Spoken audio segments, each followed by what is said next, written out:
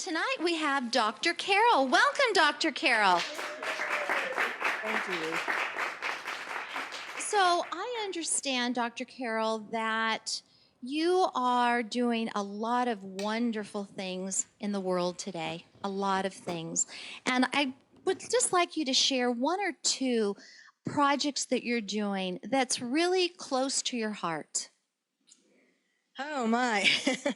Well, as America's psychiatrist, my passion is helping people to get insights into the things that are troubling them. I mean, the society today is crazier than ever before. People are wounded, people are hurt, people are sad. It touches me.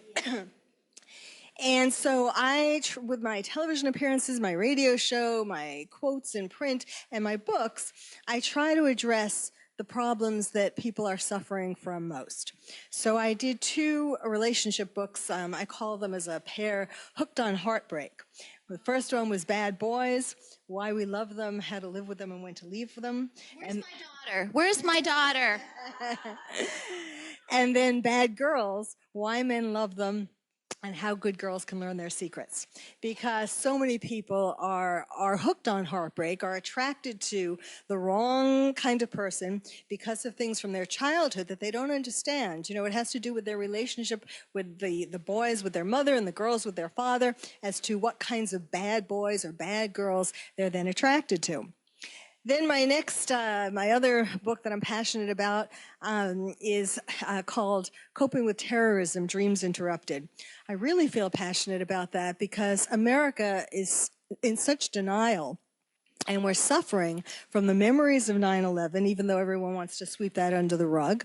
And we're suffering from hearing every day, there is something in the news every day about terrorism, whether it's a terrorist trial, whether it's, of course, the Middle East, whether it's, some attack that was foiled. And yet we go along and we sit at Starbucks and we have our lattes and we pretend that we're not under siege, you know? And so this book helps people to, first of all, break through their denial.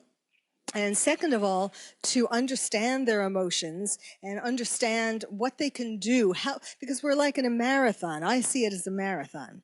Terrorism is not going to go away in our lifetime. And so we have to prepare. We have to, prepare our bodies and prepare our minds to be able to be strong during this continued existence under the threat of terrorism. So that's that. And I really feel, when 9/11 happens, I asked myself, what can I, as a psychiatrist, contribute to America to help with this problem?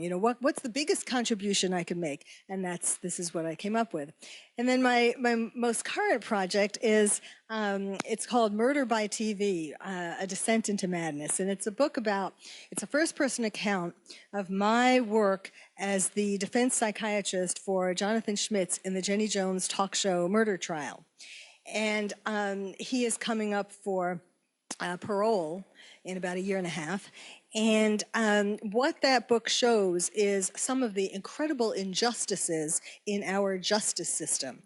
So it has to do with the erosion of truth in America, not just the justice system, but also, Jenny Jones, she was a talk show host.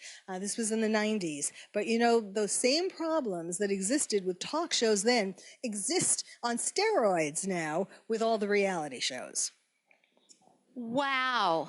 Wow.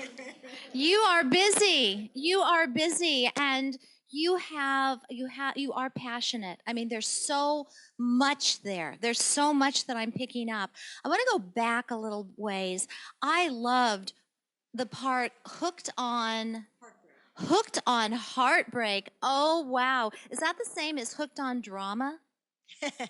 Well, there is drama. That's part of the allure of the bad boy and the bad girl.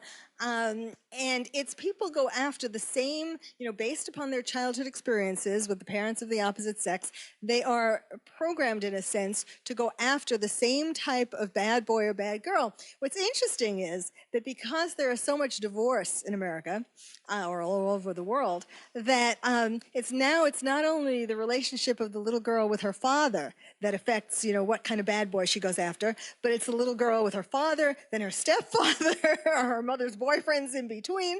And so, we're really walking around in such a confused state, largely because of all of these divorces, where people are afraid to get intimate. That's another piece of it. We've seen our parents get divorced, and we've seen their heartbreak when that happened. And then, people become afraid of developing really intimate relationships because they're afraid that it's only going to break up, down the line. So we have these sort of pseudo relationships, and everyone's hurting everybody else. Yeah, there's a lot of truth, and you see that every day in what you do, for sure. So your books are going to make a huge impact on a lot of people in a lot of areas, actually, in a lot of areas. And something that you said that I just want to ask you quickly, and that's the denial piece. We're in denial when you were saying with the terrorists and all that. So what is one thing that you would recommend that would pull us out, in your opinion, out of that denial so that we could function at a better place? The key is to have insight into what we're doing. We need to understand that at one level we're hearing these things where, if you asked anybody on the street, do you think that terrorism is a problem? Everyone would say, oh yes, that's a problem. But, they say that intellectually, but really, then they push it out of their mind. At the same time, though, people are having a harder time sleeping. I think our economic crisis, for example, is related to.